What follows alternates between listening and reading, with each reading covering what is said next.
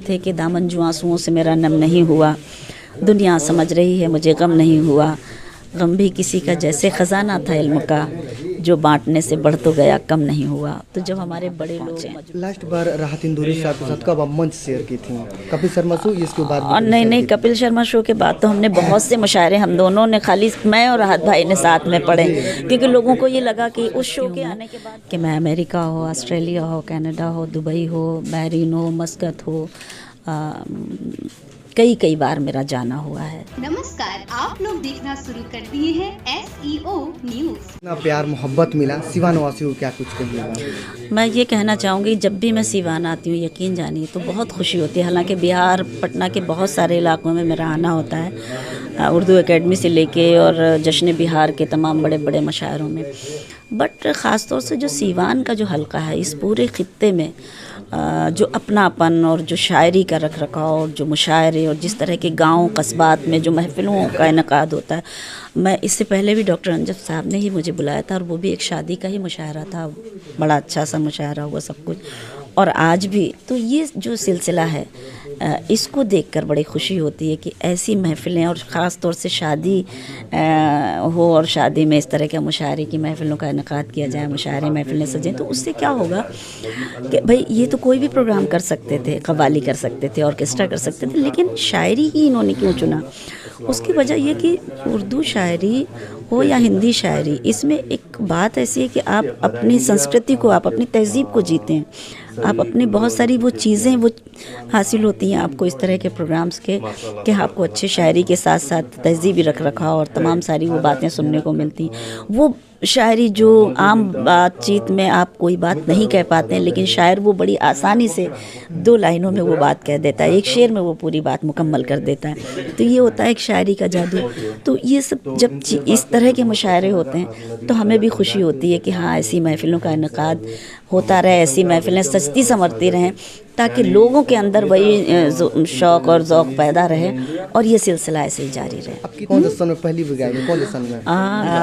1984 में मैं मुशायरों में आई, और मैं आपको बताऊं, जो आपने गाना लफ्ज़ कहा है, तो मुझे याद आ रहा है कि मैंने अपनी ज़िंदगी का एक बहुत बड़ा कवि सम्मेलन अपने शहर में जब पढ़ा, तो रामानंद सागर जी, जिन्होंने रामायण को फिल्माया है, सब कुछ किया, उन्होंने मुझसे एक बार ज़रूर कहा था कि मेरे फादर से, क्या है, ये बच्ची बहुत टैलेंटेड है, बहुत सलाहियतमंद है, बड़ी सुरीली है, आप इसको बॉम्बे लेकर आ जाइए और मैं इसको फ्लैट और रहने वहने का, खाने पीने का सारा ख़र्चा वो मेरा होगा, ये बहुत फ़िल्म इंडस्ट्री में बहुत नाम रोशन करेगी।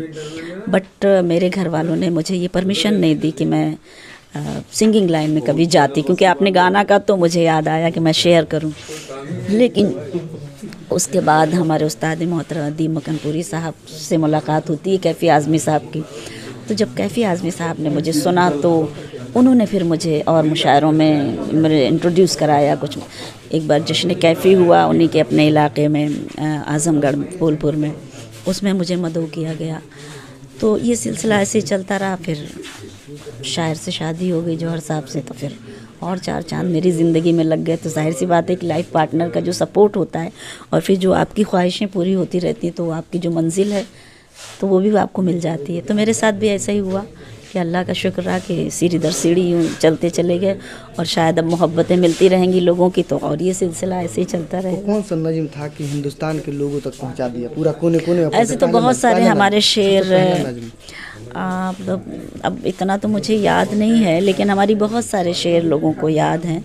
और उस वक्त हम एक गज़ल पढ़ा करते थे कि दामन जो आंसुओं से मेरा नम नहीं हुआ, दुनिया समझ रही है मुझे गम नहीं हुआ, गम भी किसी का जैसे ख़जाना था इल्म का, जो बांटने से बढ़ तो गया कम नहीं हुआ। तो जब हमारे बड़े लोग, मजरू साहब, अली सरदार जाफरी, कैफ़ी साहब, खुमार साहब, बेकल उत्साही साहब और तमाम सारे हमारे सीनियर शुअरा जब हमें हमारे इन गज़लों को सुनते थे, हमारे इन शेरों को सुनते थे, राहत इंदौरी साहब, तो मुझे बड़ा प्राउड फील होता था कि हम इतने छोटे और हमें इतने बड़े लोगों की सरपरस्ती हासिल है कि इनकी लोगों की भरपूर हमें दुआएं मिल रही हैं। तो शायद ये उन्हीं दुआओं का नतीजा है जो आज हम यहाँ तक पहुँचे हैं। लास्ट बार राहत इंदौरी साहब के साथ कब आप मंच शेयर की थी?